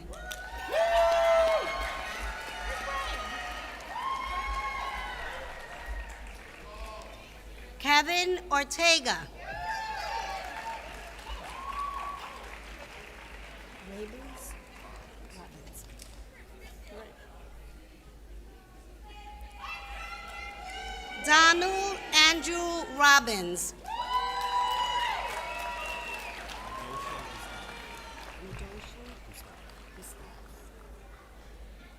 Medosha Gustav.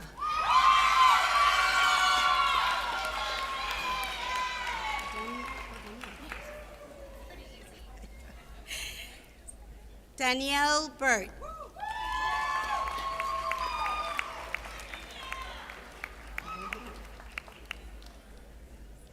Megan Holohan.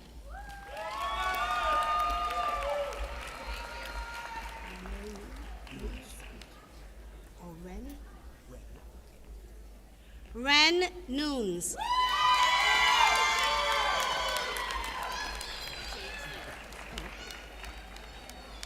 Jade Stewart.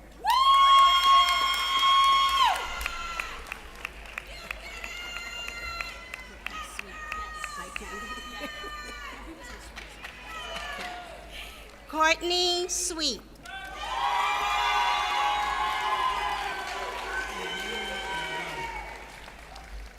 Daniela LeBron.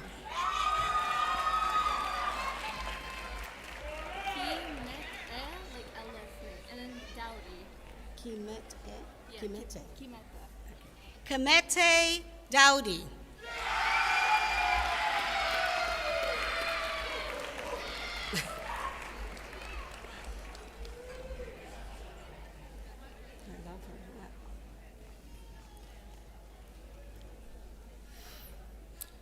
Students receiving an associate degree in radiography, please come to the stage. Radiography.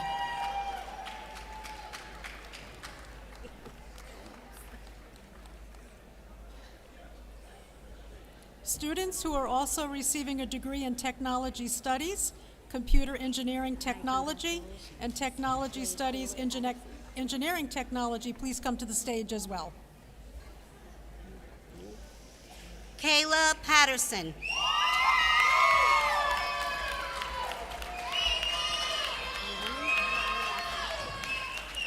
Alani Lawson.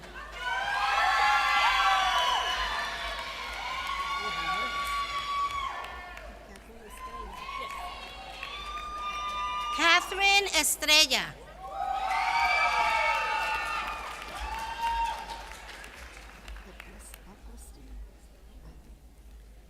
Melanie Eccleston.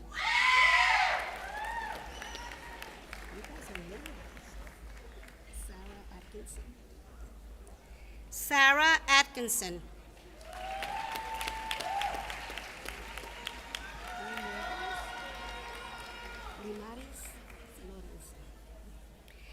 Limaris Lorenzo.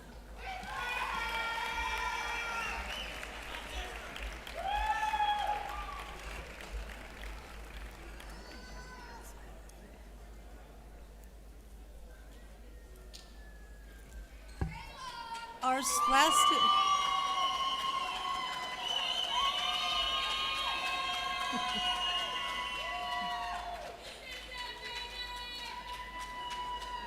Graduates who are receiving a degree in veterinary technology, please come to the stage. If any graduate missed being called, come to the stage as well.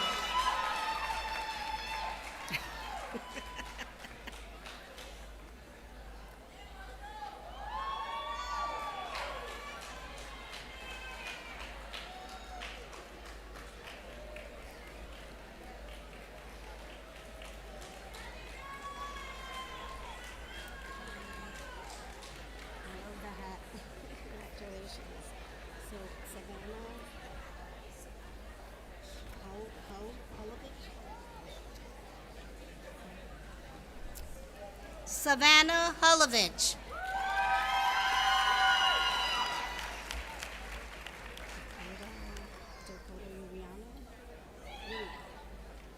Dakota Uriano.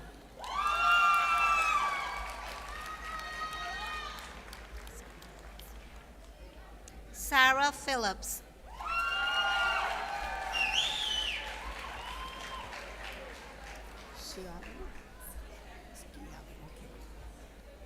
Madison Schiavi.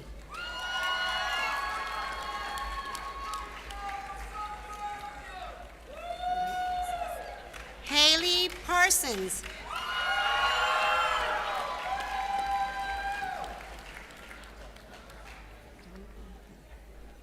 Jonathan Rivera.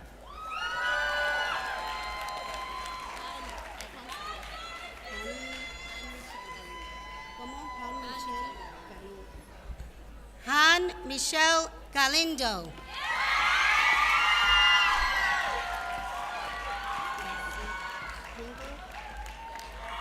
Oh yeah, that's right. Oh my God, you had the best speech ever. Yes. Kelsey Pringle.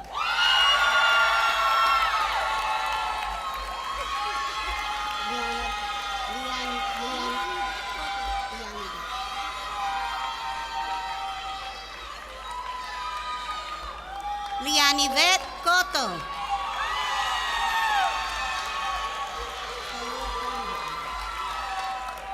Taylor Cunningham.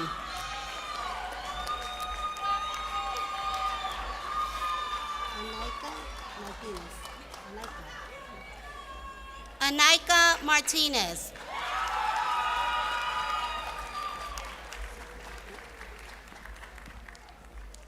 Sylvia Young. Anasia Nelson. Okay. I look at this, it's worse than Anasia Nelson.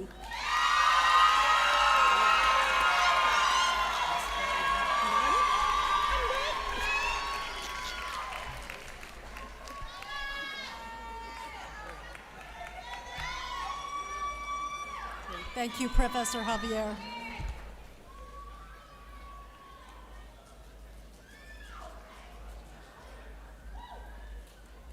Thank you to our two helpers over there. All right, here we are. Would all the graduates please stand?